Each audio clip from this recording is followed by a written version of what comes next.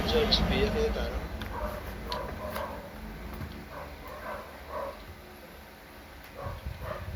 Mr. President, I wanted to take the floor before the defense went to another point, so I wouldn't interrupt its train of thought. The lady has 2 minutes and may proceed when she's ready. Thank you, Mr. President. My question is actually addressed to both counsels and to the witness. Yes, ma'am. So the witness also happens to be a lawyer. Apat na abogado po tayo mag-uusap dito. Pero ang pakiusap ko, speak in layman's term because we want the public to understand. Very simple question. I want to understand your appreciation of the crime of rape threats. Okay? It sounds like a simple question, but when I look at the elements, so explain ko din sa mga nakikinig. Pag tinignan natin ang definition ng crime, nandiyan yung elements. So, the prosecution must always prove yung elements of the crime. Ang question ko ay, in your appreciation, dapat ba na ang supposed victim nakaramdam talaga siya ng threats? Or is it enough that the general public considers the statement threatening?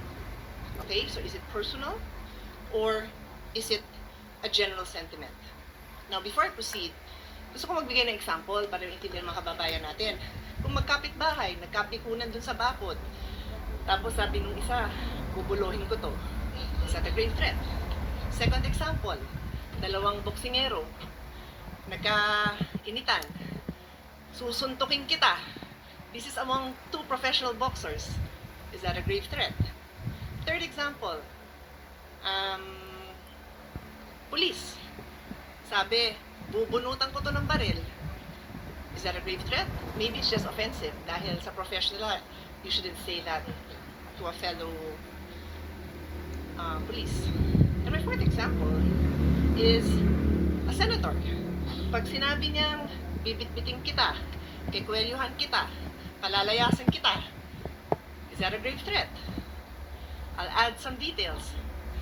If that is supposedly addressed to a fellow senator, and she is a female senator like me, na kahit na hindi naman isang kilalang runner, marathoner, but a non-violent person, is that a grave threat? Well, I'll just tell you my personal opinion and then I'll tell you now. I felt that was a grave threat. So, may I ask the counsel and the witness to now answer the question. Thank you. If you may, Your Honor, please, yung prosecution po. Senator Judge Pia, who do you want to answer first?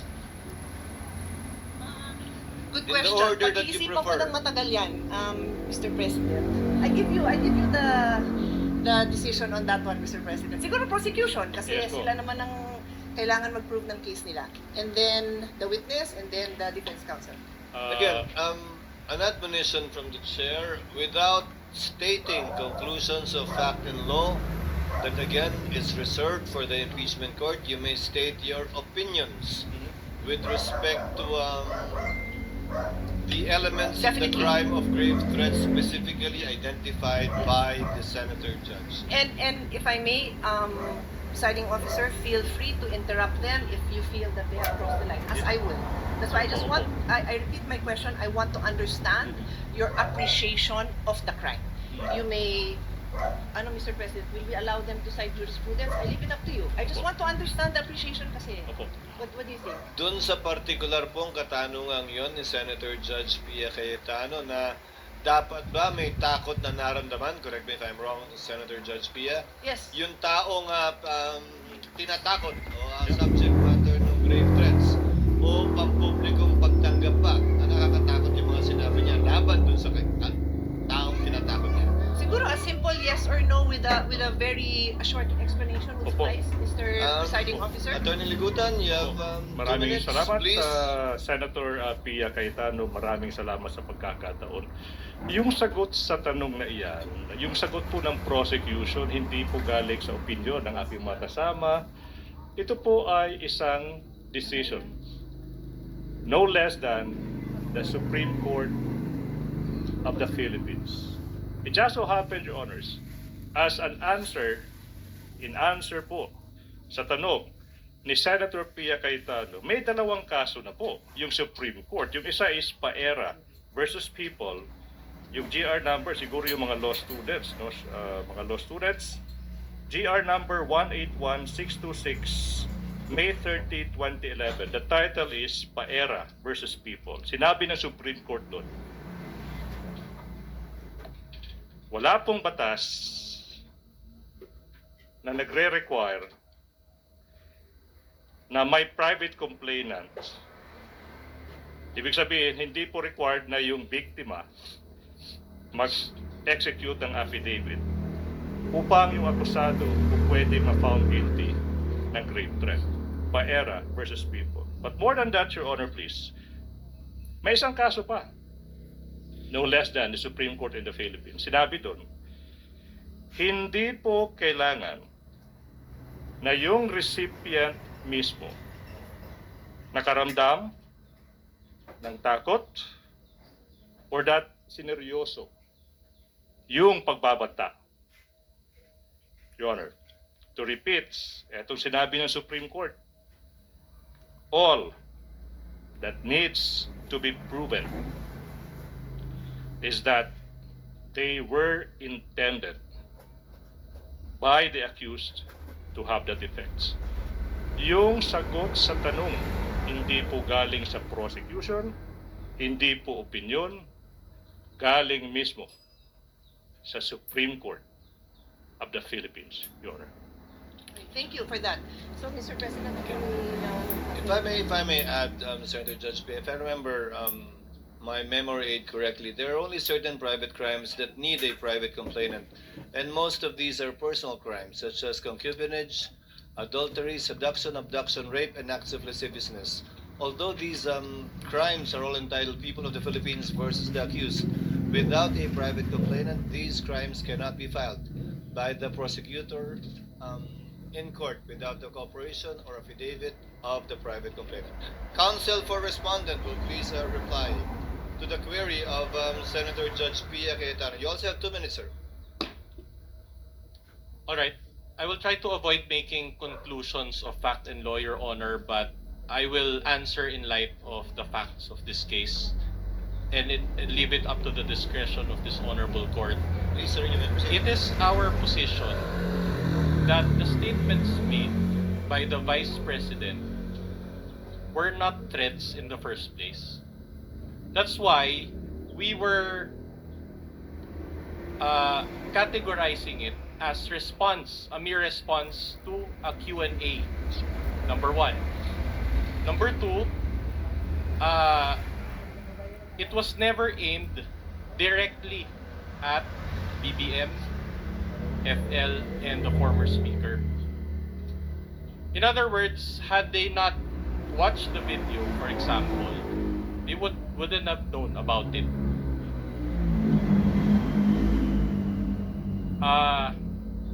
So in other words, Your Honor,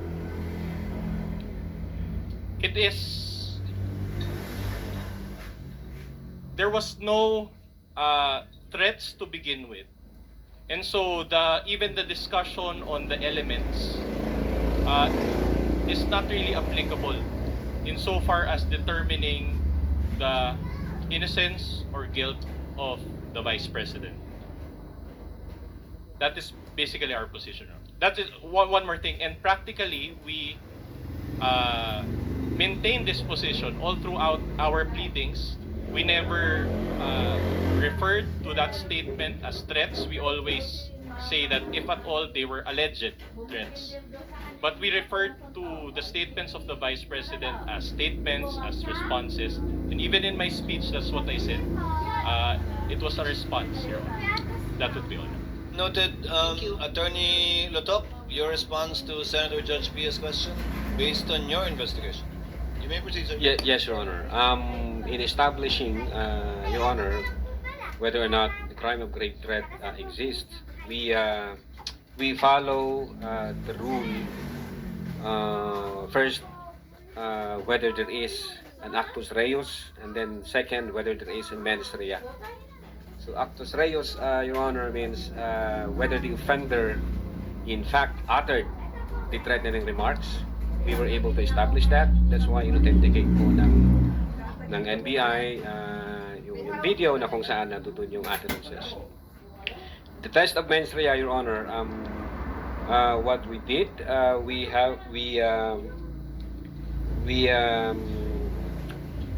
interpret the utterances objectively and in the light of the circumstances in which they were uttered, in the manner in which those utterances were spoken, the person to whom they were addressed, the utterances were addressed, the relationship between the parties, meaning the offender and the recipients, and then the reactions of the recipients, whether they treat the utterances serious or real.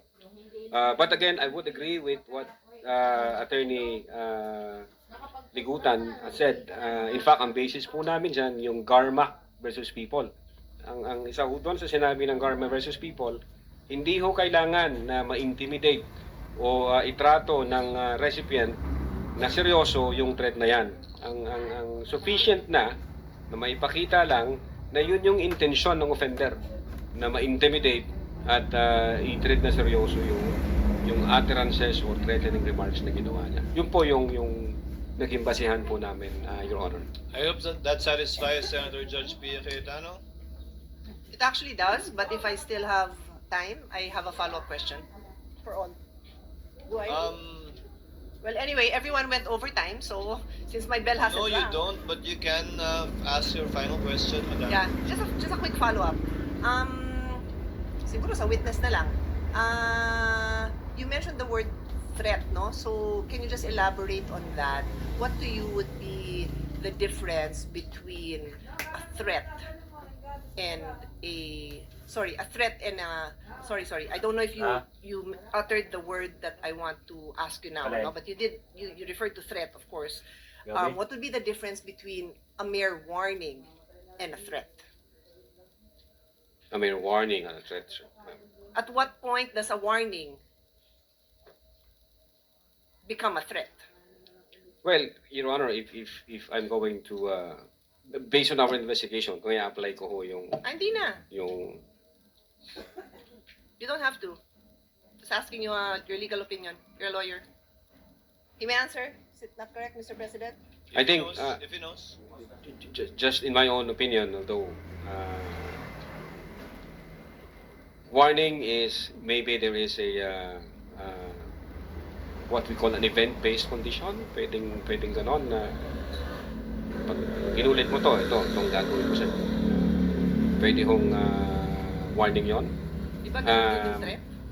Yung threat, Your Honor, pag ang threat is with a condition, pwede ho siyang mag-fall ng ganon. Pag sinabi ng threat is, pag ginawa mo to, ito ang gagawin ko sa'yo, papatayin kita, papatayin ko yung pamilya mo, papatayin ko yung ganyan. So para siyang nag-overlap, depende sa appreciation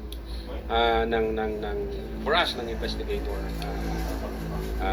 Your Honor. But insofar as the NBI Cybercrime Division is concerned, what we did is we established the elements of the grave threats based on the surrounding facts and circumstances, and then we conclude that indeed nag-violate ho ang ating Vice Presidente. Attorney Lutot,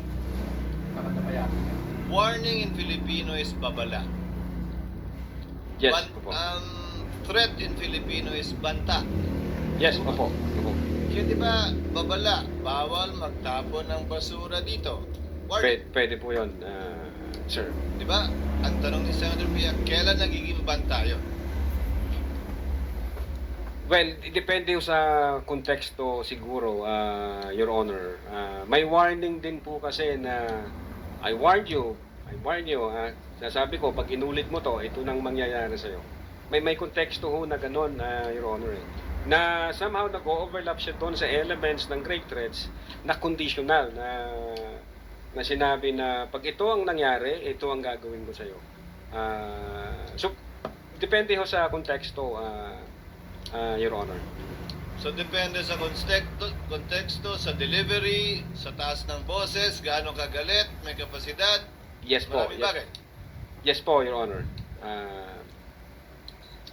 Senator Judge Bia? Yeah, so in other words, Your witness. it depends on the circumstances surrounding the incident or the time that Yes, the yes, ma'am. utterance was made. Yes, ma'am. Okay, so laging contextual. Okay, maraming salamat sa lahat. I just want to emphasize na Mr. Presiding Officer, I posted my question to each of the councils and the witness precisely so that tayo masabihan na may bias, isa lang yung binibigyan natin ng opportunity to explain their side. I really genuinely just wanted to know what their appreciation of the definition of grave threats is. Thank you so much. We thank the good Senator Judge for intervention. All of the comments are noted. Counsel for the respondent. Proceed with your cross when you're ready. All right, I'll move on to a new point. Now, Article 4 of the Articles of Impeachment against VP Sara deals with 3 accusations. Number 1, contracting for the assassination. Number 2, making grave threats. And number 3, actively inciting sedition. So, on page 28 of your affidavit of investigation, which is page 40 of Annex G9 again, you recommended only 1 count of inciting to sedition and 3 counts of grave threats. You confirm this? Yes, sir. Alright. And the 3 counts was for 3 counts of grave threats were for BBM, FL, and the former speaker. Yes, sir. My next question is very simple. Did you include any charge relating to contracting for the assassination? Relating to contracting for the assassination? No, sir. Yung charge No. namin Okay. is grave threats, Alright. That's enough. inciting to sedition, and on that grave threat, doon mo pumasok yung appearances na may kinontrata ang Vice Presidente. Alright. So, pinagsama nyo na lahat. Even yung contracting assassin, sinama nyo na sa grave threats. According to you now. You know ang basis ng Alright. grave threats namin. Alright. In fact, let's go to page 13 of the Affidavit of Investigations G9. We flashed it on the screen. There. It says 1 count of inciting to sedition and ano ba to? 3-1. So 3 na 1 count of grave threats. So Typographical ano to? yan. Typo na. Alright, typographical error na naman. Alright, so with all these mga infirmities, and you mentioned yesterday that your case is airtight, don't you think that these errors constituted violations of due process? Your Honor, the existence of these typographical errors does not alter the fact that the video exists, does not alter the fact that the Vice President uttered those statements, does not alter the fact na ang NBI mayroong findings, at ang findings nila, the Vice President committed the crime of grave threats and inciting to sedition. Okay. Now, inciting to sedition punishes someone who incites others to overthrow the government. Is that accurate? Who incites others, Alright. who steers, Now, it has been over 1.5 years since VP Sara's speech. My question is, has the government been overthrown following her speech? again, as I've said, as I've explained that, Your Honor, it is not necessary to be a Your Honor, can we seditious. ask that that- the witness answers in Witness, correspondence? kindly, Attorney Letok, kindly answer the question directly so that the court's time is not wasted. Again, question, sir? Has the government been overthrown following VP Sara's speech? Not Yes or no? necessary, sir. Huh? No. No? Okay. It's not necessary, sir. Has any agency or department of the government been overthrown following her speech? Not necessary, sir. No. Alright. Now, I am showing you a news article entitled Palace Dismisses Destab Rumors versus Marcos Admin. This was marked as our D-4-66. If I may ask my co-counsel to confront the witness You with may do this. so with the participation if it so desires by assisting counsel for the prosecutors. For the benefit of this honorable court as well as the people watching, we already also flashed that news article.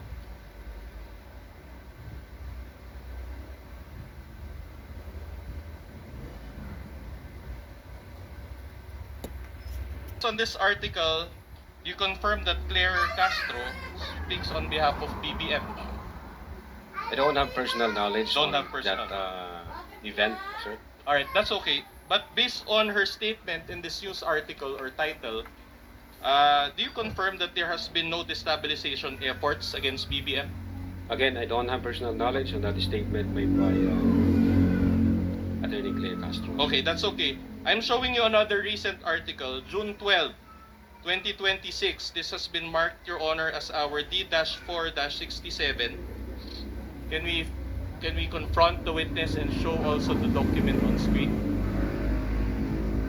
Your Honor, before the good counsel proceed, can I make a manifestation again? These documents have yet to be authenticated. So, for the record, it's like presenting these documents without proper basis and proper authentication, which I do believe should have been done before a witness is confronted with the documents. Your As Honor. per our, wait, I'm not done. As per our rules, It's Your Honor. not an objection, counsel for the respondent. The remarks and comment of the counsel for prosecutors is noted. But counsel, for clarity, this is a pre-marked exhibit for Correct, the Your respondent. Honor. You may proceed, sir. So again, based on this, just your basic reading of this, Cesaro Duterte, I won't grab Marcos's position. Is this news article consistent also with the previous article that no destabilization efforts are present against the government? Again, I don't have personal knowledge, sir. Can I make a counter manifestation, Your Honor? This is dated June 12, 2026, 2 years after the event. Manifestation, Your Honor, please. 2 years after the Vice President uttered the threats. Noted. Counsel may proceed. Okay, I want to talk about the discussion in your affidavit of investigation. Just, I want to go through it very quickly, but the affidavit of investigation is also marked as our D-1-145-A. You mentioned in your affidavit of investigation the case of Garma versus People, correct? Yes, sir. Alright, and you cited the doctrine of this case, correct? Yes, sir. Were you the one who typed that portion in your revised affidavit of investigation? Were I'm the one who typed. Yes. Being the chief, sir, inuutos ko po Alright. yung executive officer. But did you read the case in full? Yes, I think, pero not thoroughly. Not thoroughly. Isang basahan lang. Now, did you read? Was there a video recording involved in that case? No. Alright. Did that case include a public official like the Vice President? No, sir. In fact, it involved a group of 3 farmers, correct? Yes, sir. Alright, let's go to the case of Reyes versus People. You also cited that, page 29 of your affidavit of investigation. Did you read this case in full? If I may check my affidavit, Sure. Your Honor. The witness may do so.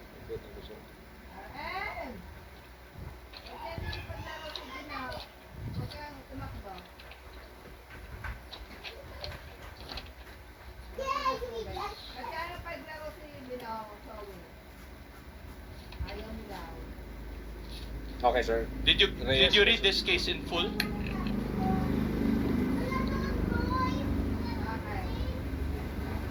Yes, Your Honor. Did you read the facts of this case?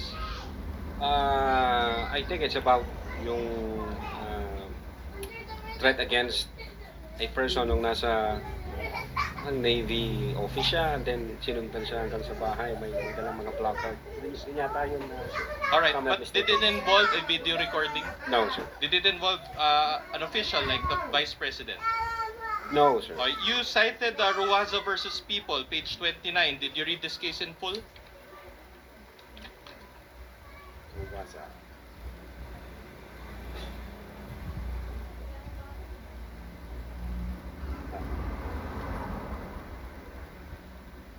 Yes, sir. You read the case. Did it involve, again, a video recording? No, sir. Did it involve a public official like the Vice President? No, sir. In fact, it involved tree cutting activities. Do you confirm that? Based on the Tree cutting. Okay, but at any rate, in paragraph 48 of your affidavit of investigation, and I'll flash that on the screen, after citing all these cases that you mentioned, you concluded, and I will read, further, the threat is intended by VP Duterte to create to the mind of President BBM, FL, former House Speaker, that regardless of the reason of death of VP Duterte, they will be killed by the person contracted by her. So in other words, it spoke about the mind of BBM, FL, and the former Speaker, correct? Your Honor, what we cited is the principle laid out by the Supreme Court and not the facts of those cases, Your Honor. And those principle is applicable in this case, Your Honor. But that is based only on your own opinion, correct? That is based on our investigation and the evidence that we've gathered, sir.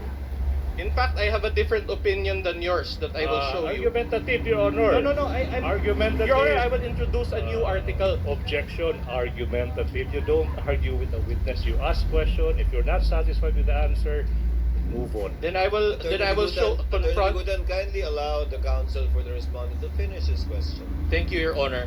The opinion is not mine. This is the opinion of the late Juan Ponce Enrile, who served under BBM as Chief Presidential Legal Counsel. This has been marked as our Exhibit T-4-64. Can you flash that article? Just the title, since we don't have time. This is Juan Ponce Enrile. I'll just read the title. No criminal charge could be made versus Sara Duterte over kill remark. So isn't this opinion inconsistent with your own? I don't have personal knowledge in that, sir. No personal knowledge again. That's okay. I'll be winding up. But do you know the difference between a felony and a crime? There's a Felony and difference crime. between the two, correct? Yeah, tell me, sir. No, I don't. I'm not on the witness stand, so you answer the question. Mr. Witness, kindly respond to the question. The question is, do you know? So it's answerable by a yes or no. I think felony, sir, is in the revised penal code, and a crime can be in the special law. I agree with you. Sir. I agree. So in other words, like homicide, for example, it is a felony because it is defined and punished under the RPC, correct? Yes, sir. Clear. Now, a crime is broader than a felony in that it pertains to acts or omission that are not punishable under the RPC but punishable under special laws, correct? Yes, sir. Like BP 22, for example, it's not within the RPC but it's covered by special laws, correct? Your Honor, respectfully, can I now object as to the relevance to an impeachment case, the distinction between felony and a crime? Just laying the basis, Your Honor, I'll go to that. He's on cross. I will give you some leeway, but kindly get your point, counsel. All right, now, Short leash. but do you confirm that there are felonies, there are crimes, correct? Yes, sir. All right, now there are other high crimes, which is another category than felony or crime, correct? Yes, sir. And according to Article 4 of this Articles of Impeachment, there was high crimes that was charged against VP Sara, correct? Yes, sir. In other words, it is a different category than felony or crime, correct? What do you mean by High crimes, it's a different category than felony or crimes. Well, there are may mga high crimes po, sir, na nasa revised penal code din, sir. Can you give us an example? Your Honor, I mean, is that a question, Your Honor, please? If he knows, counsel. If you know. If he knows. It's like a classroom recitation, Your Honor. Attorney Lasok, Do- you are very well aware of the fact that you are here as a witness in an impeachment proceeding, and that the Grammy investigator is being used to charge the Vice President. And as a lawyer, you also are aware of Article 11 of the Constitution with respect to accountability of public officers. So, if you know, you may answer. If you don't, you may say that you are not competent or that you do not know. So please respond. Well, since kasi yung tayo nagbabasa, wala akong binabasa, nagre-relay ako sa memory.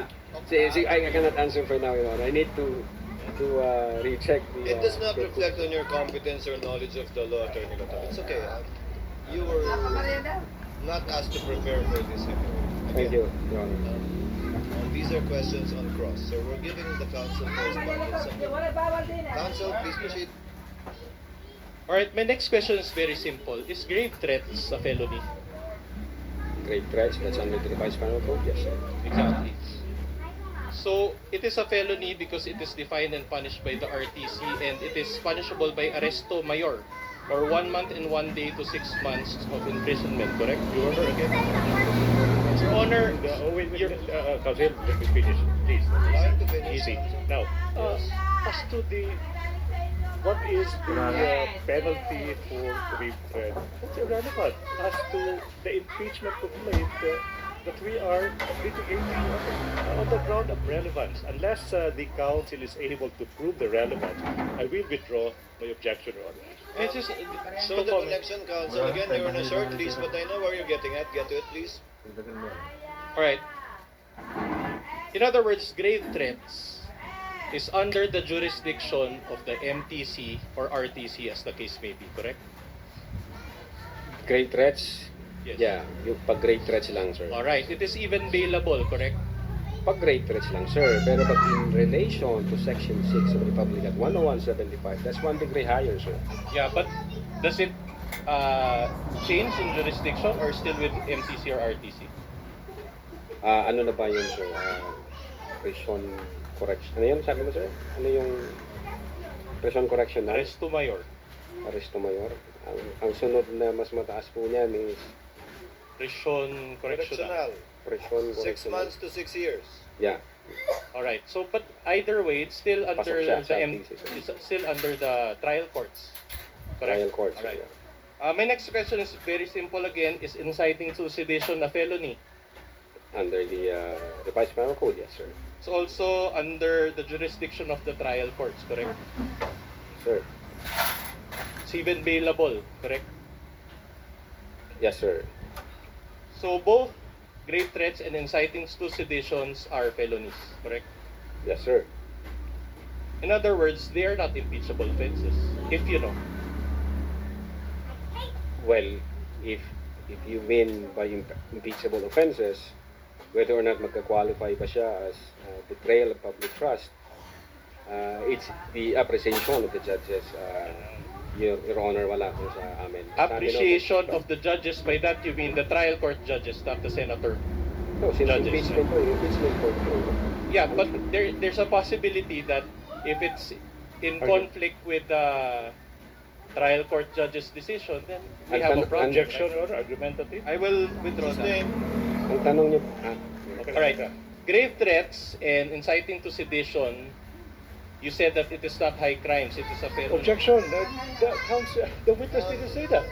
Misleading. Misleading. Sustain. Alright, Kindly reform, counsel. I'll just move on to a new point, Your Honor. Counsel may proceed. Senator Judge Rafi Tulfo is recognized for his intervention. You have 2 minutes, sir. Thank you, Mr. Presiding Judge. Napag-usapan din lang itong inciting to sedition. Nag-file ka ng kaso inciting to sedition against VP Sara based on dun sa utterances niya dun sa online press con. Plus, meron pa bang iba? yes po, Your Honor.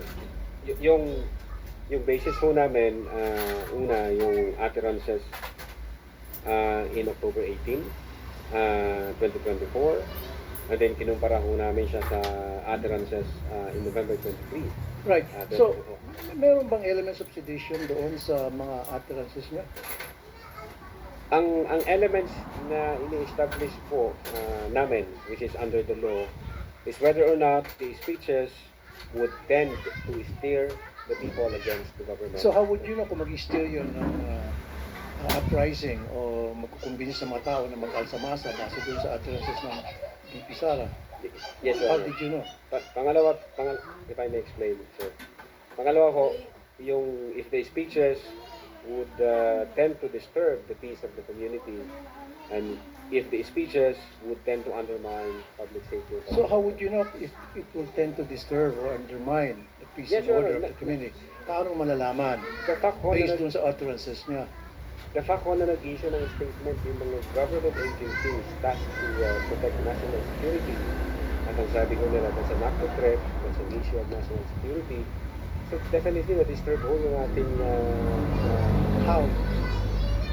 well, nag-alala ho ang nasa gobyerno kami ho, per se, yung sabi ko kanina, nag-alala yung taong bayan.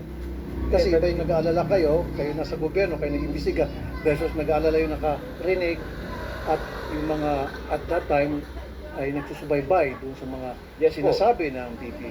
nag-alala po ang taong bayan, definitely. How? Well, marami ho kaming nakita sa news, sa comments ng social media. Comments. So that means you factored in yung comments and reactions sa social media doon sa ginawa ng press conference, doon sa mga utterances niya, kung ano yung reaksyon ng mga netizens na nakapanood. Yes po, Your Honor. At ano naman yung mga sinabi doon? Well, yung yung iba nagwo-worry, ano na ba yung mangyayari sa bansa natin, bakit magulo yung mga nasa taas. Yung iba nagsasabi, ano ba ito, saan pa yung patungo. So hindi pa rin seditious yun. Nag-worry lang sila, saan patungo. Ang seditious is, tama ka dyan, VP Sara, go tayo, gawin natin yan. Nasa likod nyo kami. Yun yung seditious. Meron nung gano'n na comment din po, Your Honor. Meron. Meron po. In fact, doon Ano yung comment na yun? Kung meron. yung supporter po Ano ang sinabi? na yun nga, yung sa people power, yung sa nasa likod mo kami, kung ano yung Nasa likod mo kami, people power. Nabanggit yun sa comment section. sa ano, Your Honor, sa during interview with the Vice President doon sa November 23, 2020. So meaning, binase mo, isa dun sa mga reasons kung bakit ka nagpa ng kasong sedition, BP Sara basis kanyang utterances, dahil pinactor in mo yung mga comments ng mga nakapanood. Yes, sir. Yung sinasabi mo supporters. Opo, yes, sir. Okay, kasi pag sinabi ng mga nagko-comments, nag-worry kami, I don't think nandun yung elements of sedition. Maliban na pag sinabi na nasa likod mo kami, let's do it, go. Well, Your Honor, Gagawin namin kung anong gusto mong gawin, things to that effect. opo. Was there? Meron na kami comments like those? meron na kami nakita sa mga Facebook comments, although hindi siya nasama, Na? hindi yung siya nasama dito sa investigation. At ano nga ulit? Ano ba? Yung mga Facebook comments, Your Honor, na nagsasabi, lusubin na natin ang Malacanang, tapos may ganun na sign. Lusubin na natin ang Malacanang. Yun yung comments sa Facebook, yung mga nagko-comment. At meron kang ebidensya tungkol dyan. Hindi mo to katang-isip lang. Kung babalikan ko po, yun nga po ang sabi ko during those Okay. times, siyempre nagpo-browsing kami, Okay.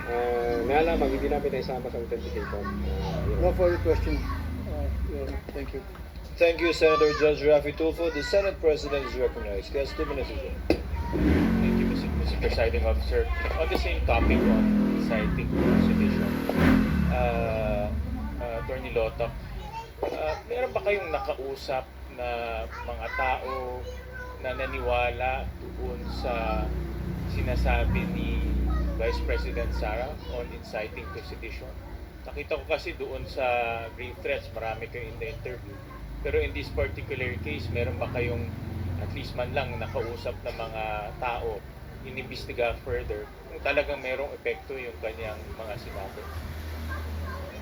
So far as the Cybercrime Division is concerned, Your Honor, hindi ko kami nakapag-focus dyan. Siguro ang pwede makasagot niyan, Your Honor, yung intelligence service po namin dyan sa issue po na yan. Hindi ko kami nakapag-focus dyan to conduct investigation on Isa people's para sa akin comments. kasi sa kabilang banda pwede ka magsalita pero sa kabilang banda may naniniwala pa sa'yo. So ang gusto kong malaman kung meron kayong nakausap na mga grupo o mga anyone o naimbestigahan yung naniniwala talaga dun sa kanyang pinagsasabi. I think ang makakasagot po niyan yung the intelligence service, yung director po namin, sir. Sa kanya po yung pool ng information. And then I believe na doon sa mga sinabi niya, nangyari rin ito doon sa 2-hour video, tama po ba? Yes, sir. Opo. Pinatawag niyo rin itong may mga pinatawag kayong media personalities. Tinanong niyo ba sa kanila kung meron sa kanilang naniwala na itong mga sinabi ni Vice President ay inciting to sedition? Dapat naniwala ba sila na yung mga sinabi ni Vice President during the 2-hour video ay pinag-aalsa yung mga nandoon o naniniwala sila na yun ang tema ng kanyang sinabi? Not specifically na inciting to sedition. Ang mga comment nila doon is na-shock sila. May comment sila doon na nasa real battle mode na siya. May comment siya doon na totoo na to, seryoso na yung gamit niya. Yun ho yung mga... Galit naman talaga siya, pero inciting to sedition yung mag-alsa. Wala pong ganung comment during the Q&A show, Your Honor. Just to, on a related question, Mr. Presiding Officer, inciting to sedition is serious rin. At kailangan din ito ng attention ng mga intelligence agencies natin. Meron ba kayong coordination with our intelligence agencies? PNP, NBI, yung ibang mga security intelligence agencies natin, nag-coordinate ba ang NBI sa kanila? Kayo mismo nag-coordinate ba? Ang nag-uusap po dyan, Your Honor, kasi intelligence matter.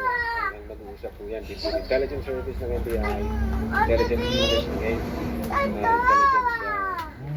department ng PNP. So nasa level po nila yun. Katulad ng vague threats pagpakontrata, inciting to sedition, seryoso rin to eh. Gusto ko malaman kung merong effort ang ginawa ang NBI para makipag-coordinate sa AFP, sa PNP, dahil ito pinag-uusapan natin pagkaalsa o hinihimok mo mag-umalsa. Meron bang gano'n naman coordination na ginawa ang inyong opisina o ang NBI? Ang alam ko meron yan, pero nasa level na po yan, sir, ng intelligence service namin, Your Honor. Thank you, Mr. Presiding Officer. Noted and in the records, we thank the distinguished Senate President. What is the pleasure of Senator Judge Ligarda?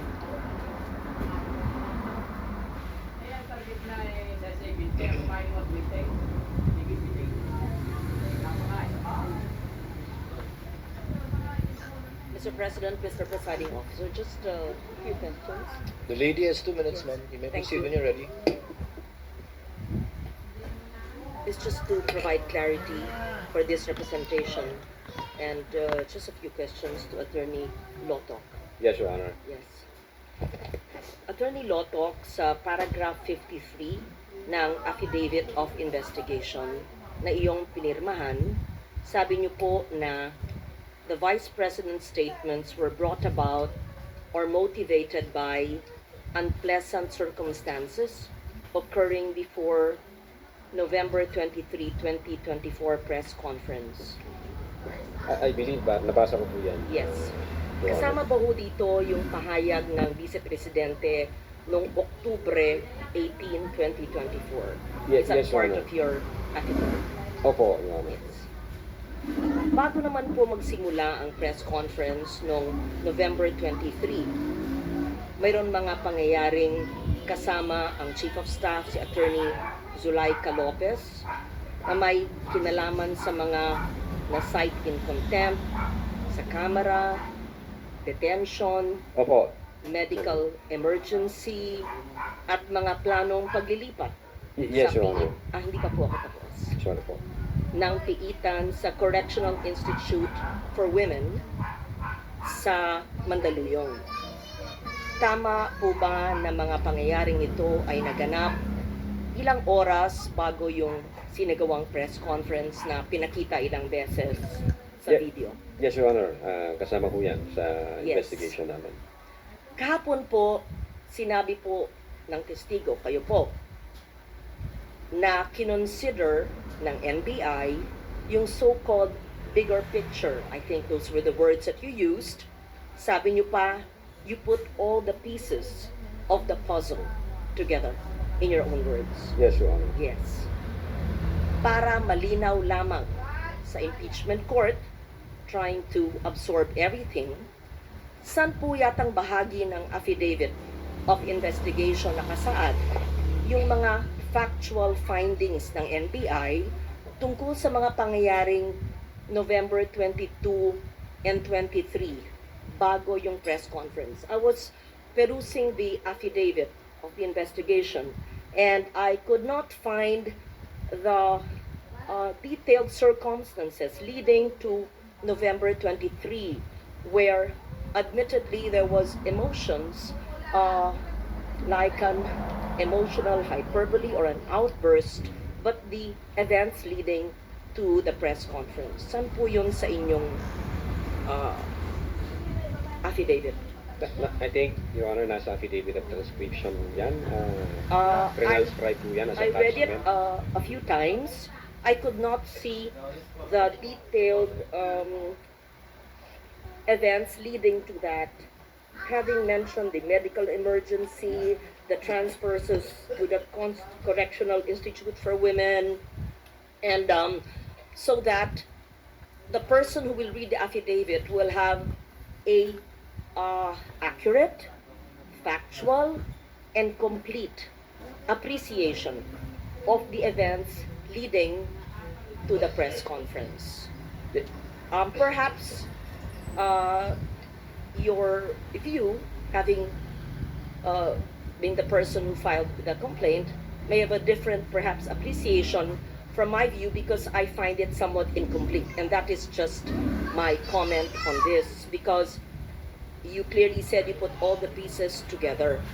And during that time, alam ba ninyo na habang sinasagawa ng NBI ang investigasyong ito, may nakabinbin na direct assault, resistance, and disobedience to authority at grave coercion laban sa Vice Presidente, kaugnay yung insidente nangyari sa ospital, sa Veterans Medical Center. Narinig ko lang po, Your Honor. Yes, you heard about that, yes.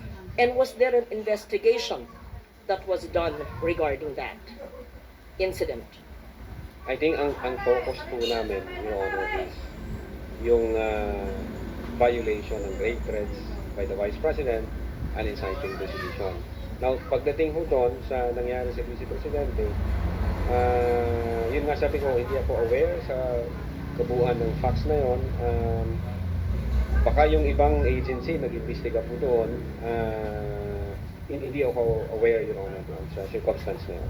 And so, would the answer, Attorney Lotok, be a no? Were these taken into consideration in the investigation? Again, Your Honor, nasa Or would this be a yes, meaning it is contained in the affidavit, which I'm trying to look for as well? Nasa affidavit of transcription po yung nangyaring usapan during that time. Nag-execute po ng affidavit of transcription ng incident case, Your Honor. Actually, ilang beses ko po binasa yung affidavit, and what I see is there was a focus on the October 18, but on all the events on November 22 and 23, the detailed events leading to the emotional outburst did not seem complete.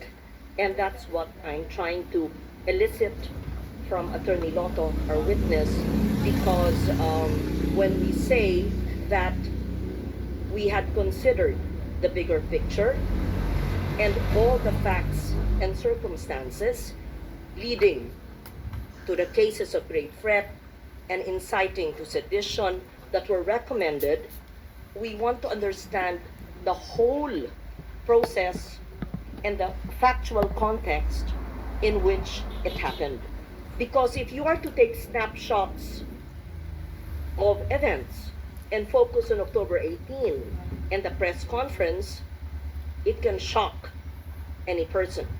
However, if you see as well the events leading to the emotions and the detention of the Chief of Staff and the Vice President herself, iba pa yung kasong ito, iba pa yung nadetina, iba pa yung sinampang kaso at pinagsarahan ng pinto ng ambulansya, kaya nagkaroon ng kasong ganon.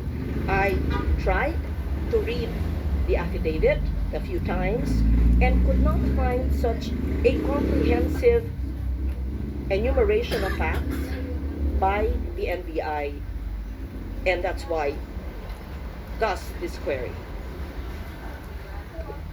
Pwede na po, Your Honor. Yes, please. Meron hong affidavit of transcription kung ano nangyari, and then nag-submit po kami ng authenticated na video para ho makita ng mga senator judges natin kung what happened during those dates for appreciation po ninyo. So makikita ko rito kung ano yung took place during the November 23, 2024 online press conference. But then again, as I've said, at in-explain ko na rin ito kahapon, Your Honor, if I may, kinonsider namin yung situation ni Atty. Sulaita Lopez. Nakita namin yung complaint niya, yung reklamo niya, yung health condition na sinasabi niya. Sinama din po namin yon na ano ba yung nangyari. Taking all the situations or the facts and circumstances attendant to that event, hindi ho na alter yung the fact na nag-utter ang Vice President ng great threats against the three. Despite of the fact na merong emotional situation na gano'n, hindi rin ho na-alter na merong violation na ginawa yung Vice President during that online press conference. And as a matter of fact, even before that emotional situation, maliwanag ko doon sa utterances, even before that emotional situation, sinasabi ko doon sa utterances, meron na akong kinausap.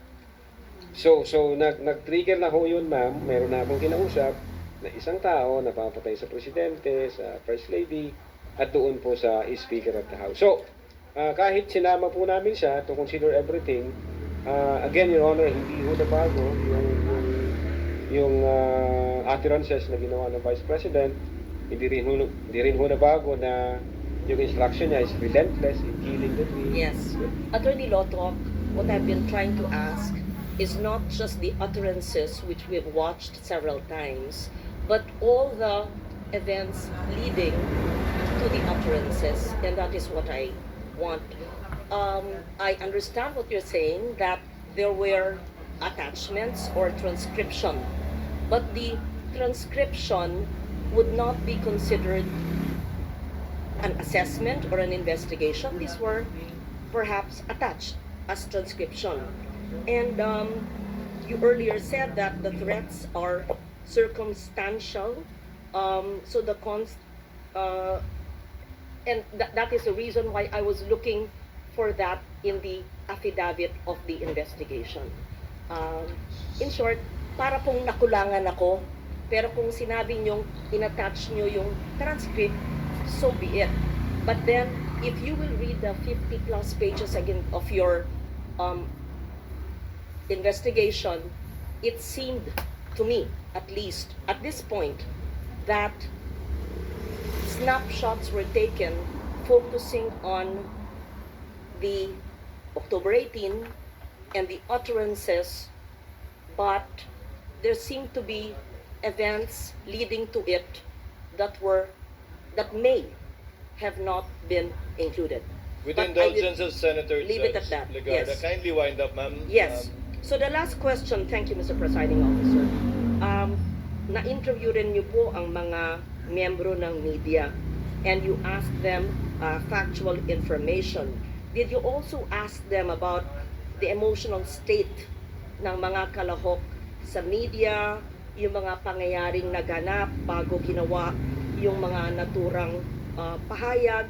In short, not just the factual statement, but the atmosphere, the events leading to that Zoom press conference that led to the perceived or alleged utterances. Wala po yan sa minutes of meeting, sa Q&A, wala po yan. Your Honor. Should you not have asked the members of media and the others who were part of that so that you would have, in your own words, sir, the complete picture, so that everything is taken into consideration on why such a highly placed person would give such utterances, because such conditions existed that just might have elicited it. But you did not do that investigation or at least conversations with the members of media. I leave it at that. Thank you for answering my questions. Thank you, Senator Judge Legarda. Senator Judge Pangilinan, you are recognized, sir. Thank you, Mr. President. And you may Just, proceed when you're ready. a few questions on inciting sedition. Yes, Your Honor. For the witness, kasi pinapaliwanag mo yung sinasagot mo yung tanong ni Senate President Quinn kanina. No? Nasa NBI ka na Cybercrime Division since 2018. Yes, Your Honor. So, naalala mo ba yung kaso ni Ronel Mas, yung taga Zambales, na nagkaroon ng Facebook post? Yes, sir. Naalala ko po pero hindi ko kami may hawak ng case na yun. Pero kung maalala mo, dahil division ninyo ang nagsampa ng kasong inciting to sedition. Tama ba? I-check ko yung record, hindi po yata ako may hawak. Dahil, ng case. well, to refresh your memory, nag-post siya sa social media offering 50 million to anyone who would kill former President Duterte. At that time, he was Yes, sir. the Yes, sir. So, That's the news. you remember that? Yes, sir. That's the news. Oo. Tapos, inaresto siya. Sabi niya, I will give 50 million reward kung sino makapatay sa dating presidente. So, nakita ng inyong division na ito ay inciting to sedition. Tama? Yes, sir. And therefore, sinampahan siya ng anti-cybercrime law. Opo, sir. Meron ding isang kaso, 14 May 2020. Dito naman sa Osamis. Pero palagay ko police investigation ito. No? Pero same, Cybercrime Prevention Act, inciting to sedition, ginamit ang Facebook account, Joe Mark Medina, and posted that he would give 150 million to anyone who would kill then President Duterte. So ito rin, naging kaso ng anti-cybercrime law. Nabalitaan din po. Okay. So, dito sa dalawang ito, in other words, to explain inciting to sedition, ang ganitong mga remarks have the tendency precisely to if not attack the government, put it in mobilize individuals or people to go against government, tama? Yes, sir. So that is what you found in the earlier, in the later case of inciting to sedition that you have recommended for PI Opo, sir. kay Yes, sir. Vice President. Yeah, as a matter of fact, yung isa sa mga heated arguments namin during that time nung ina-analyze namin yung case, nagtanong kami sa sarili namin, if we allow this unaddressed, yung pag ganyan, nagbabanta sa buhay ng presidente, pag hinayaan lang natin at yan yung maging norms na ng ating society, kahit sino na lang po pwedeng gawin yan.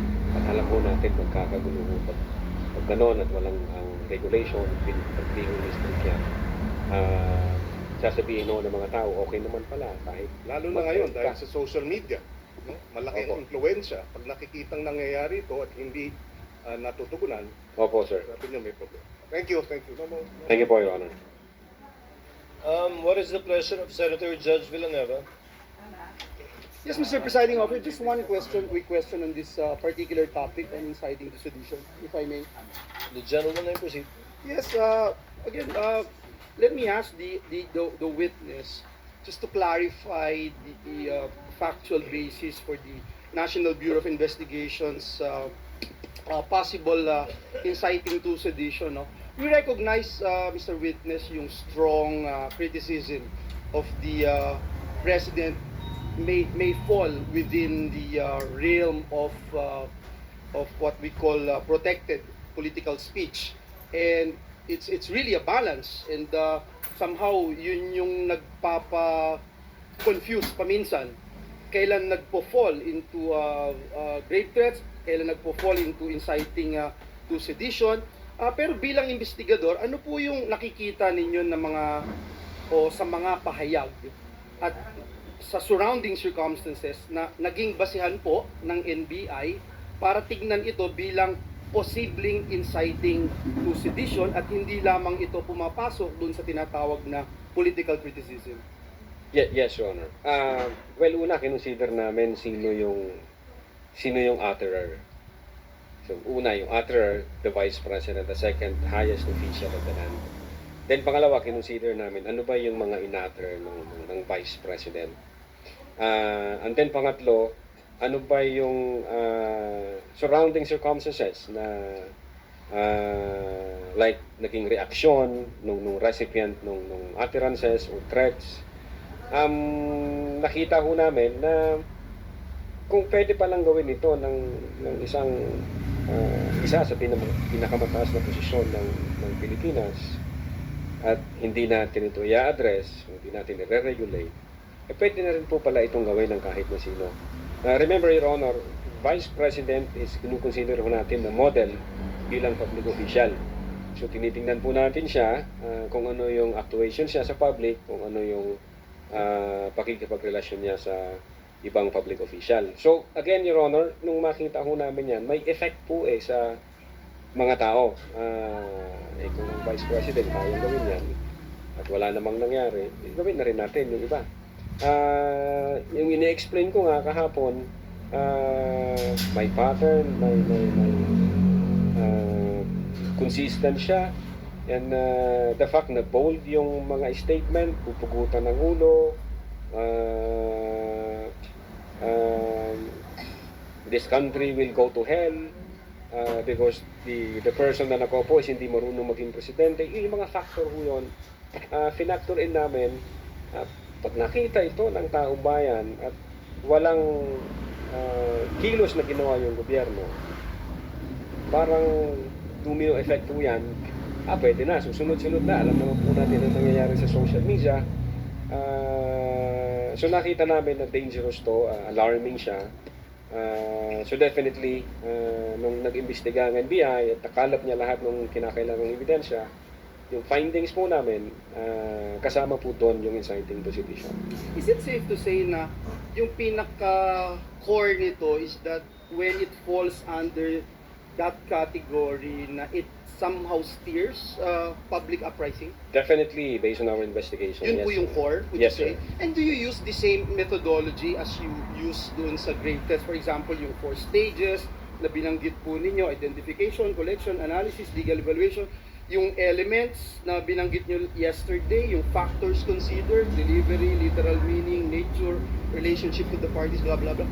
Ito po ba? Yes, sir. Same? Opo, Same. kasama po yan sa analysis namin. Ano yung epekto nito sa publiko pag ito yung naging norms na natin. So this is the same na ginamit po ninyo? Yes, sir. And last but not the least, Your Honor, Mr. Witness, for purposes of investigating itong inciting to sedition, may we clarify, because it was, I don't know if Senator Bongo made mention about this. To clarify now, is it necessary that someone was actually incited?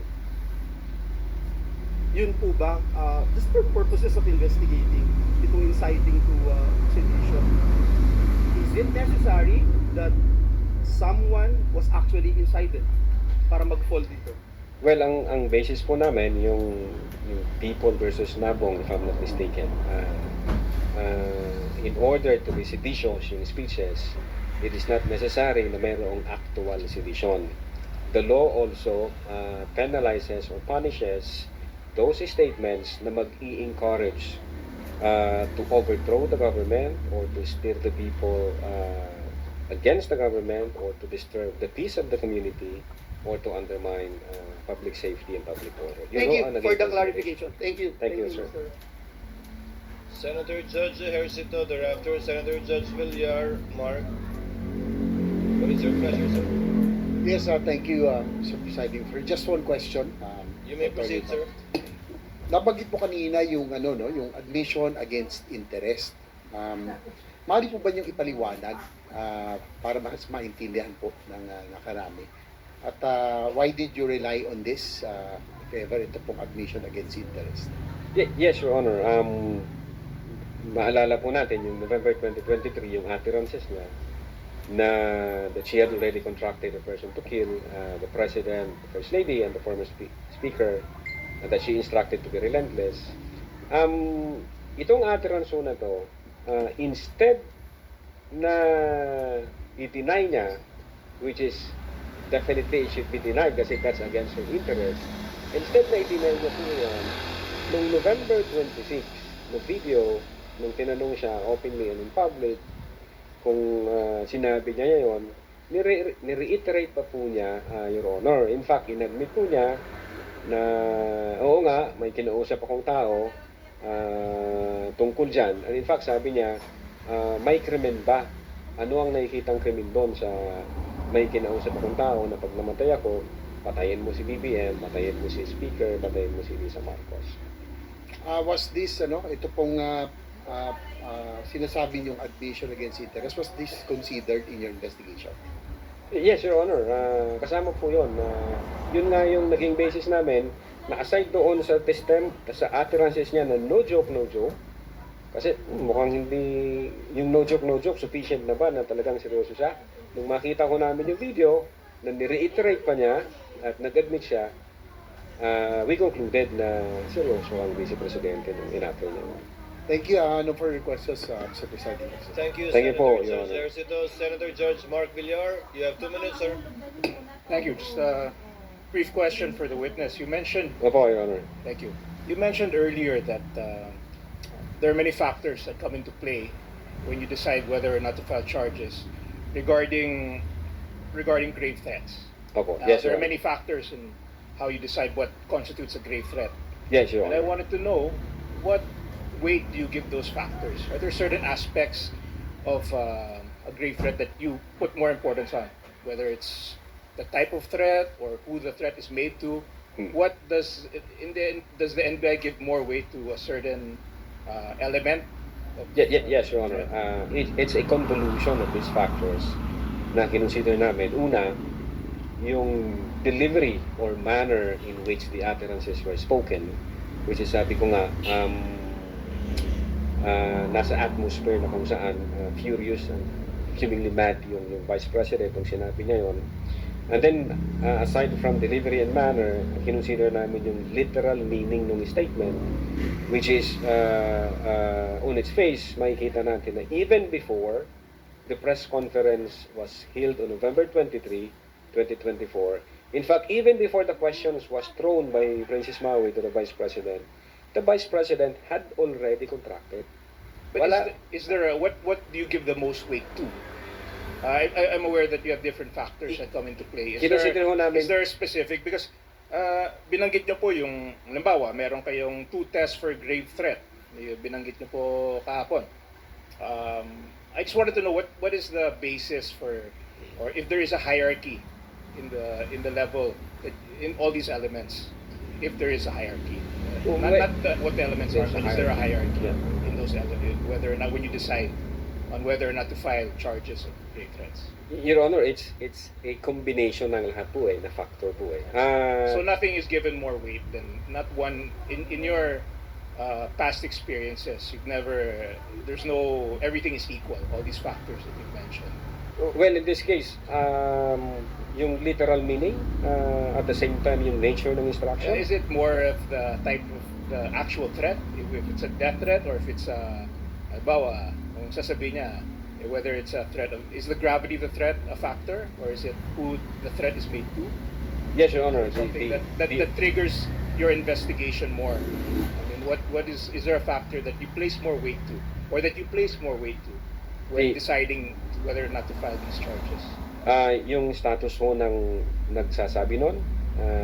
Yeah, when you made the yung- decision, I was curious as to what factors did you put the most weight to?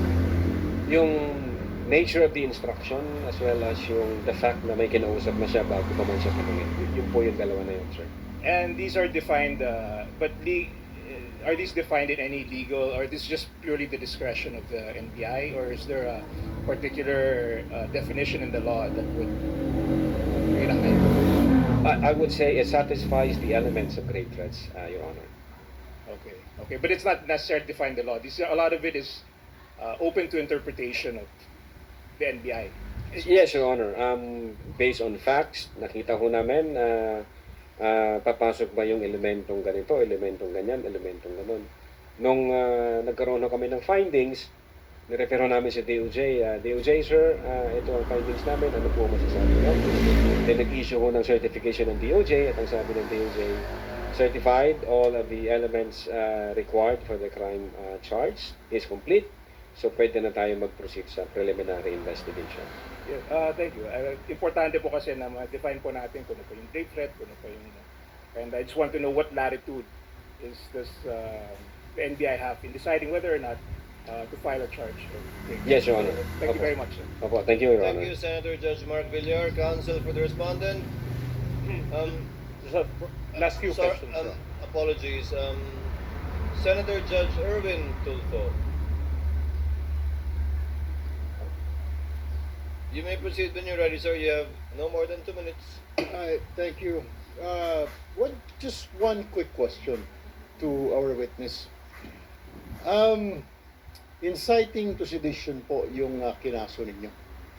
Opo. Tama.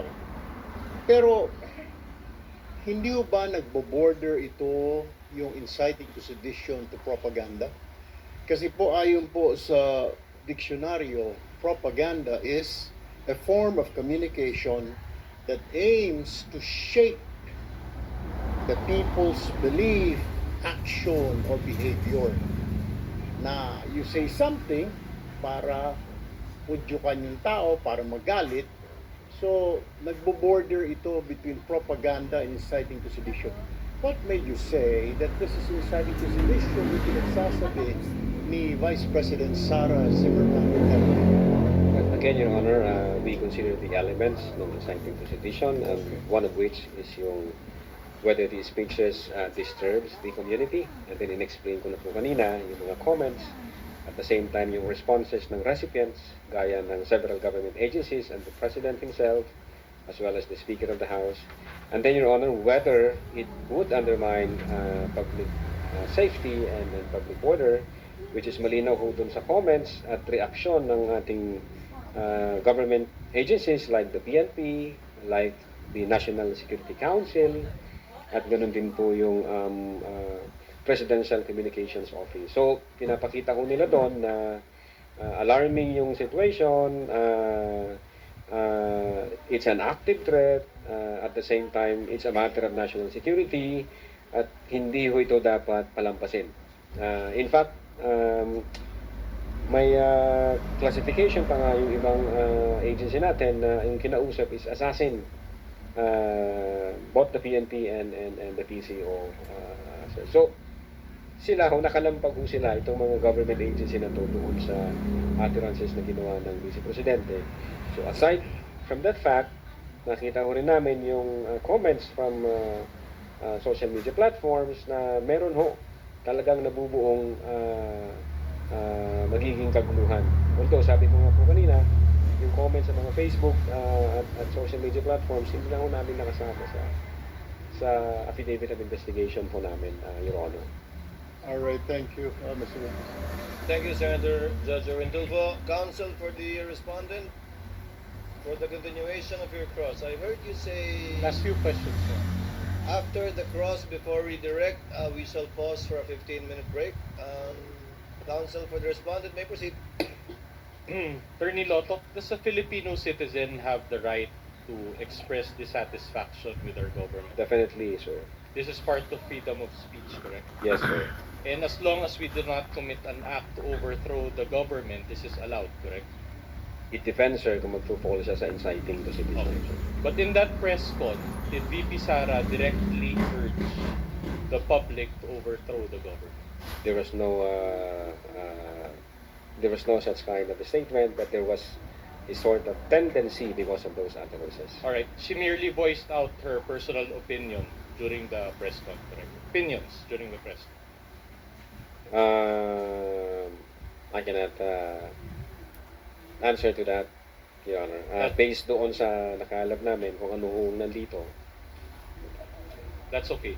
So, and just like any other ordinary Filipino who has the freedom of speech, she should be allowed to do that, correct? Yes, sir. Unless we are under martial law again, she should be able to speak, correct? I cannot speak kung yung situation na yan. That's hypothetical, sir. Nothing further, Your Honor. Okay. Thank you, Counsel for Respondent. Again, as stated by the presiding officer, wala pa kayong balak mag-break talaga. Senator Judge Soto, let's give way to seniority. Thereafter, Senator Judge Pangilinan. You may proceed, sir. Thank you, Mr. Presiding Officer. This will be very quick. Naliligaw ako eh. Because I think that even some members of the public that are watching naliligaw doon sa discussion of grave threat and inciting to sedition. Di ba sa regular courts naka-charge yun, Mr. Witness? Sir, wala pa hong, as far as I know, as far as the NBI Cybercrime Division is concerned, wala pa hong support, Your Honor. Nasa preliminary investigation pa lang. So pero sa regular courts sinafile, di ba? Yes po. Ang nakafile dito sa impeachment court, betrayal of public trust, di ba? Opo, Your Honor. At saka other high crimes. Yes po, Your Honor. Hindi grave threat. I think yung Article 4 yata may nakalagay doon, Your Honor, na Pero hindi yun ang main charge, di ba? yes, Your Betrayal Honor. of public trust. Opo. Sige. Kasi naliligaw ako eh. Thank you po, Your Honor. Thank you, Senator Judge Soto. Senator Judge Pangilinan. Yes, very quickly lang dahil napag-usapan ito since nag-umpisa tayo ng hearing. Yung authenticated video ba AI? No, sir. Ito ba Yes, fabricated? No, sir. Ito ba spliced? Hindi po, sir. So in other words, yung video ay accurate Yes, sir. and representation of what happened. Authenticated. Kasi Yes, sir. dalawang linggo na nating dinedebate kung i-admit ba o hindi, o etc. etc. Hindi naman din sinasabi ng prosecution na altered or spliced or yung defense altered or spliced. Tama? Yes, sir. Okay. Yes, go ahead. Well, obvious. One of the ways to identify whether AI siya o hindi, isa ho doon yung tinatawag namin visual analysis. Number one, yung human anatomy anomalies. So pag yung merong asymmetrical facial feature, pag merong unnatural positioning of hands, pag merong tinatawag Nagiging 6 o 7 yung daliri, ganun. Opo, Your Honor. And then, kinukonsider din ho namin yung tinatawag naming temporal artifacts doon sa visual analysis. Meaning, kung sa one frame, ito ang condition, then pag tinuloy-tuloy mo nang i-play, minsan mawawala yung buhok, mawawala yung relo. So, wala hong ganon na mga circumstances na So for the record, lahat ng mga video na pinakita natin dito sa impeachment court, na pinakita ng defense at ng prosecution, lahat yun authentic. Yes, For Your the Honor. record. No? Yes, Your Whether Honor. the witness or at least both. Okay. Just to put it also on record na dito sa mga sinulat, kasi nung nag-imbestiga kayo, sumagot yung lawyer, di ba? Ni Vice President Sara. Itong dated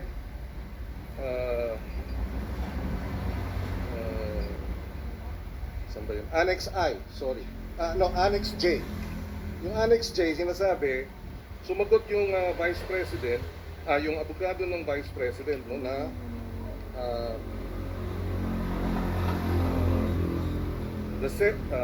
our client vehemently denies Annex K having made any threat constituting grave threats under Article 2A2 of the revised penal code in relation to so forth and so on. Since your office acknowledges, kayo yun, ano, that it has access to publicly available documents on the internet, diba?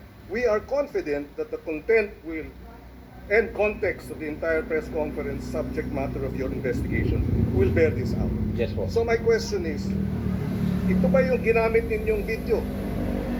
Yung sinasabi nilang it has access, since your office has access to publicly available material.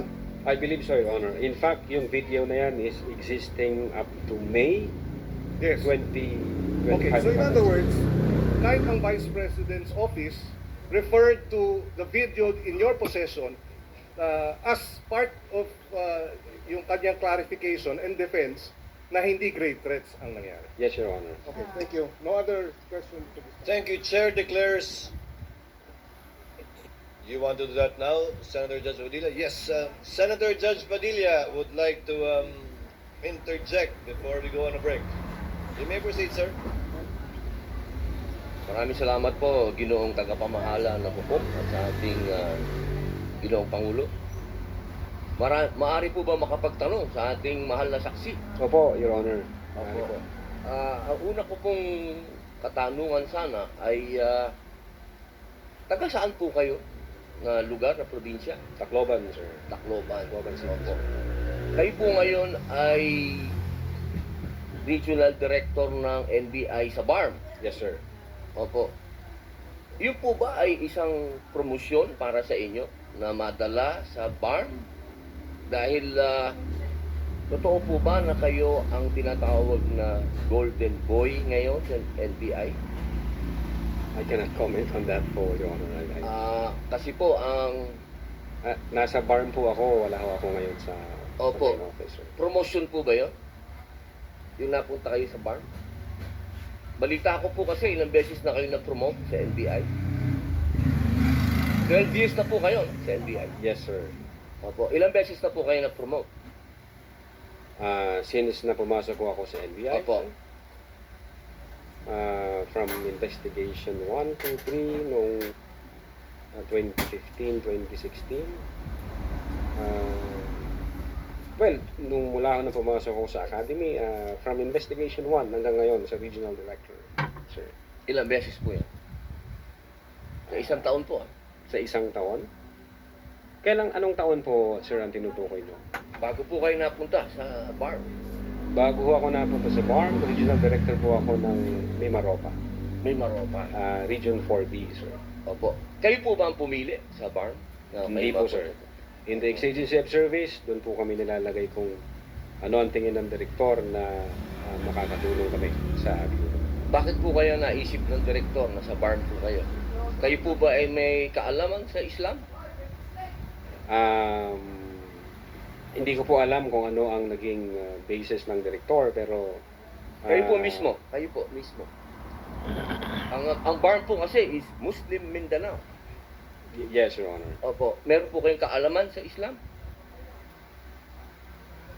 In terms of what do you mean kaalaman, sir? Yung Sa religion po ng Islam kasi Muslim Mindanao. So, ibig sabihin, kahit basic po siguro ng Islam, no? Yes, sir. Kahit naman ho sino pwedeng i-assign kahit saang regional office dito sa Pilipinas. Di ba po parang autonomy ang autonomous region ng Muslim Mindanao. So, kailangan man siguro kahit paano meron kayong kaalaman sa Islam. Konti siguro, sir. Ano po yung konti na yun? Well, isa po akong Kristiyano at hindi ko ho malalaman yung kabuuan. Siguro po dapat meron kayong basic din na knowledge ng Islam. Sa pangalawang tanong po, okay na po yun. Ang pangalawang tanong po, meron po ba kayong, sa tagal nyo po, sa NBI, 12 years, meron po ba kayong na-encounter na kaso ninyo sa NBI? Kayo po mismo na-filean ng kaso? Your Honor, normal ho sa mga NBI agents na makakasuhan, in fact, maging sa sinumang law enforcement agency. That's the price we pay for doing our job and for protecting the country. As a matter of fact, in the NBI, Your Honor, we avoid the noise. We just finish the job. So, sir. ano po yan? Yes? Yes po yan? Yung sagot nyo? Yes? Normal ho yan yun sa amin. So, yes po? Attorney Loto, kindly answer the question. Yes, sir. Oh, yes. Ano pong, pwede po bang malaman kung ano pong mga naikaso sa inyo? Well, wala ho pa akong natanggap na official case galing sa ombudsman, pero may nakita na ho akong complaint na binigay sa akin from NBI. Hindi ko na humaalala yung sa case na yan, pero nung chinek po namin yung case na yan, Your Honor, sabi ko doon sa mga kasama ko, tingnan nyo nga yung validity at authenticity ng case na po. Pinuntahan ho namin yung nagnotaryo, So, yung meron Makati po, no? Court yun. Oh. Yung Makati Court, nag-issue ho ng certification na fake yung notary. Diyan sa reklamo na yan. So sabi ko, huwag nyo lang pansinin, marami tayong trabaho. Kung fake yung notaryo na yan, may scrap update na yan. Huwag na natin pansinin. Although, nag-aantay po ako, Your Honor, na mag-notify sa akin ng OMB kasi nasagutin po namin na ito ho ang nakaalam namin. May dalawang Chinese na nagreklamo. Chinek po namin doon sa BI, yung dalawang Chinese na yan, I think 9 months lang overstay at pinag-aanap din ng Ano pong kaso po Bureau of yung Immigration. ipinatong sa inyo? Anong kaso? Hindi ko maalala, Your Honor. Meron ho, may mga kaso doon na nakalagay. Pero again, sabi Wala ko po nga, kayong isa kahit maalala na ipinatong sa inyo? if I'm not mistaken, arbitrary detention, may ganun ba, may unlawful arrest.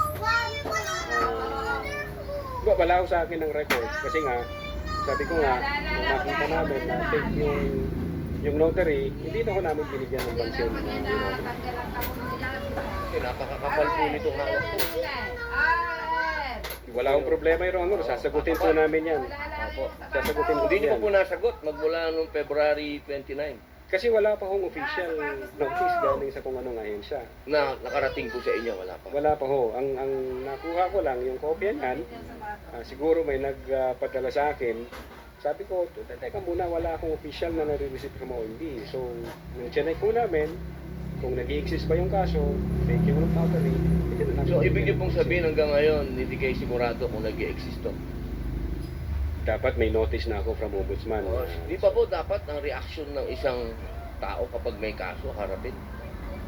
Precisely, Your Honor. Inihintay ko nga po yung notice from Ombudsman. Pag meron na hong notice Wala ang po kayong Ombudsman- notice hanggang ngayon? Wala po, Your Honor. Yun nga ang inaantay ko kasi sasagutin namin kasi meron po kaming certification na fake yung notary. Inaantay ko po, Your Honor. Mas maganda po, maharap nyo kagad. Definitely, hindi ko Lalong-lalo namin na po. tatakbuhan yan, sir. Kasi napakahalaga po ngayon nito. Yes, sir. Oo, ito po ay ang pinag-uusapan natin dito ay napakahalaga. Yes, sir. Opo, at ito pong mga kasong ipinatong sa inyo, perjury, robbery, extortion, theft, mainam po ito. As I've said, Your Honor, in the NBI, we avoid the noise. We just finished the job, sir. Opo, opo. Mayroon po akong tanong, pangatlo. Opo. Kanina po na ang ganda ng talakayan nyo tungkol sa Romanov. Yes, sir. Opo. Alam niyo po ba yung istorya ng Romanov?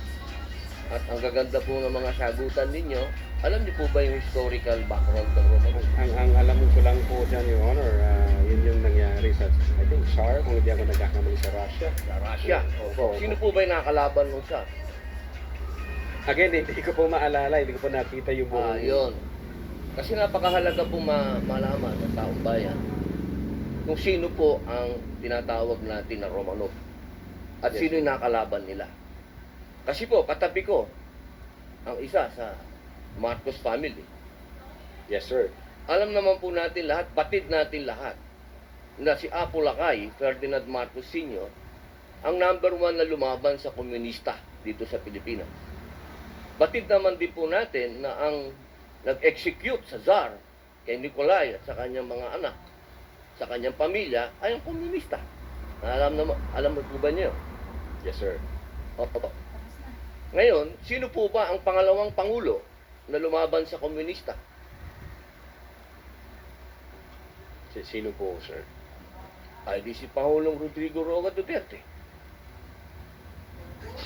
Hindi ba po dapat isipin natin yung Romanov ay tungkol sa threat na pumapasok sa mga pamilya, sa mga namumuno dito sa ating bayan, na lumalaban sa komunista. Komunista po ako. Gusto ko lamang pong alamin ninyo. Yes, sir. Well, insofar as the investigation, the issue of whether or not may Romanov or operation of Romanov, sabi ko po kanina, nasa intelligence service po namin yan, at I think ang makakasagot po niyan, Your Honor, yung director po namin. Opo, kasi nabanggit nyo kanina sa usapan po ninyo, si Baste. Yun na po yung... sinasabi nyo po kasi kanina, sa usapan po ninyo, sa napakagandang usapan, na yung Romanov, hindi na ipapaliwanag kasi kung ano ba yung ugat nun. Napakahalaga po na alam natin yung ugat. Si Presidente Marcos Sr. ang lumaban sa komunista, kaya nagkaroon ng threat noong 1986. Yes, sir. Ngayon, sinasabi ni Baste na nagkakaroon ng threat sa kanila, pamilya, sapagkat alam naman nating lahat na ang nagpatuloy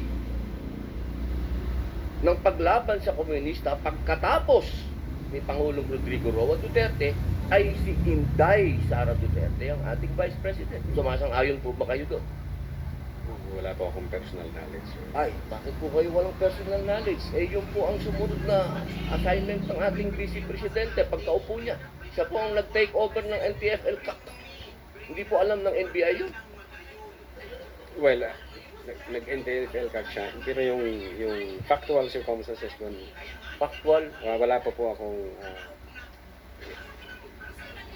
wala po kayong. Pero alam niyo po, sagutin na lang po ninyo na siya ang nag-take over ng NTFL Cup. yes, Opo, isa na lang po, ginoong tagapamahalang hukom. Sabi niyo po kanina, ulitin ko lang po, gusto ko lang pong malaman. Inamin niyo po na wala kayong personal knowledge tungkol dun sa threat ng Pangulo. Sa pangalaw, sabi niyo po kanina, wala kayong personal knowledge na kumuha na ng assassin o papatay sa Pangulo, ang pangalawang Pangulo. Narinig ko po kanina. during that time, Yes or no lang po. during that time, ongoing ho ang validation namin. Ibig niyo pong sabihin ngayon, meron na kayong personal knowledge, na meron na kayong... Hindi po, ongoing po ang validation. At sabi ko nga po, ang makakasagot po niyan, yung intelligence service namin at ang director po namin. So hanggang ngayon po, wala pa kayong personal. In so far as the cybercrime division is concerned back then, Hindi po ngayon po, yes or no po, ngayon po, sir, mahal naming saksi, ngayon po. kung ako tatanungin, wala pa po akong idea, pero baka meron ang intelligence service o ang director. Attorney Noto, kindly answer the question. It's answered by yes or no. I think... Yes, sir. Opo. Well, ako personally, wala pa po, sir. Yun lang po, maraming salamat po, Thank mahal you. na saksi. Thank you, sir. Thank you, Senator Judge Padilla. Chair declares a 15-minute recess. We shall resume at 5:38. At exactly 5:38. Trial is on short recess.